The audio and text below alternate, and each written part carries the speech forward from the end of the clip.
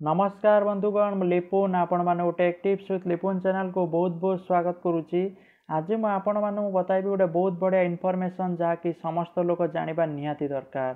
तो इनफॉरमेशन होची संध्या परे काहाकु ए चारोटी जिनिस दियंतु नाही नहले आपणकर दारिद्र्यता टंका पैसार अभाव बहुत आसीपारे।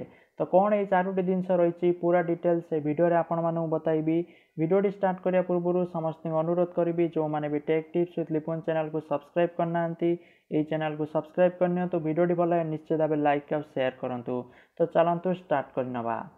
देखु अनेक समय आम अजाणत एपरी किसी भूल कर बसु जहाद्वारा परिवार आर्थिक संकट देखा दे था। हिंदू शास्त्र अनुजाई एभली किसी कम रही जहाँ सकाळे और संजरे करने उचित नुहे। संध्या समय चारोटी जिनिस क्या दिंतु ना। एभली करने द्वारा व्यक्ति माँ लक्ष्मी कृपारू वंचित होता विश्वास कर। ताले चलतु जानिबा चारोटी जिनिस कौन रही।